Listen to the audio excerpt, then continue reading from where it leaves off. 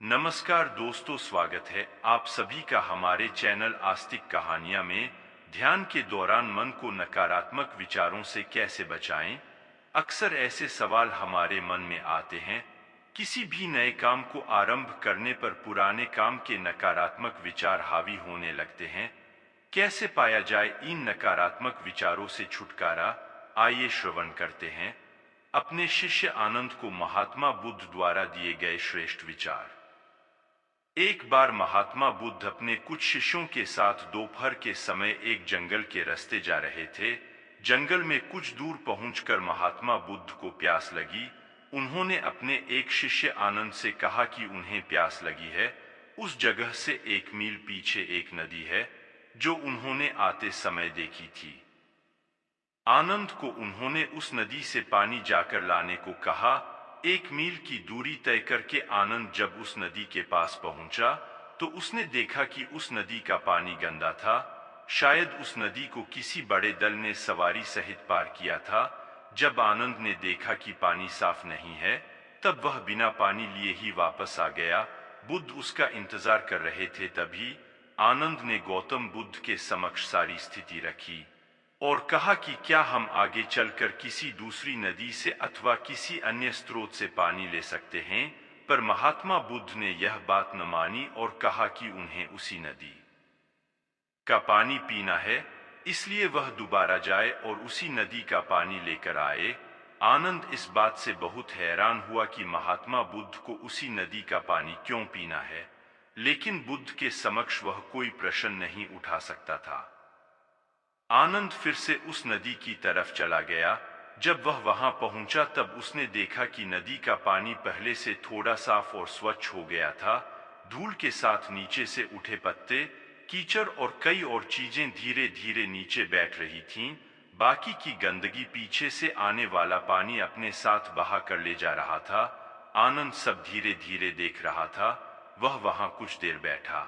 देखते ही देखते नदी का पानी एकदम स्वच्छ हो गया। तो आनंद ने पीने के लिए पानी भरा और वापस महात्मा बुद्ध के पास आ पहुंचा। पानी लेकर पहुंचने पर सबने पानी पिया। तब महात्मा बुद्ध ने आनंद से पूछा, तुम तो कह रहे थे कि पानी पीने के लायक नहीं है, तो फिर यह पानी इतना स्वच्छ कैसे? भगवान, वह तो पहली बार में तो गंदा ही था, पर बाद में साफ हो गया। तो तुमने पानी साफ कैसे किया? क्या तुम पानी में से गंदगी को हटाने लगे थे, या फिर तुमने पानी में जाकर गंदगी से लड़ाई की? तो तुमने ऐसा क्या किया कि पानी साफ और इतना स्वच्छ हो गया? भगवान, मैंने तो कुछ भी नहीं किया। आपकी आज्ञा सुनकर जब मैं दोबारा पानी लेने गया तो पानी थोड़ा साफ हो चुका था। तब मैंने वहीं कुछ क्षण बैठकर प्रतीक्षा की। उसके बाद पानी एकदम स्वच्छ हो गया। तब बुद्ध ने कहा कि यही तुम्हारी शिक्षा है आनंद, तुम इसे ग्रहण करो। पानी की ही तरह तुम्हारा मन भी ऐसा ही है। जो आज तुम उस नदी के साथ करके आए हो, वही अपने मन के साथ भी करो। अगर तुम मन में आए नकारात्मक विचारों के साथ कुछ छेड़छाड़ करोगे तो वे सदा ही तुम्हारे मन में बने रहेंगे और तुम्हें गलत कामों की तरफ बढ़ाते रहेंगे। और अगर नकारात्मक विचारों के प्रति अपने मन को शांत रखोगे और अपने ऊपर हावी नहीं होने दोगे, तो वे विचार अपने आप चले जाएंगे।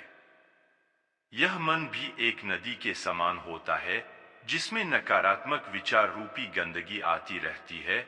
अगर इसमें कोई गलत विचार सामने आते हैं तो उनकी उपेक्षा करो और अपने ध्यान को सकारात्मक विचारों पर केंद्रित करो। नकारात्मक विचार अपने आप चले जाएंगे।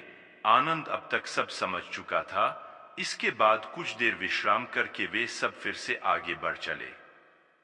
मित्रों, इसी तरह अगर हम भी अपने नकारात्मक विचारों से दूरी बनाएंगे और कुछ देर बैठकर अपने विचारों का आकलन करेंगे, तो अच्छे विचार अपने आप हम तक पहुंच जाएंगे। अनावश्यक और नकारात्मक विचारों से छुटकारा पाने का यही सबसे सरल और सुखद माध्यम है। और ऐसी ही सत्य कथा कहानियां सुनने के लिए हमारे YouTube चैनल आस्तिक कहानियां को सब्सक्राइब करें। आप सभी का बहुत बहुत धन्यवाद।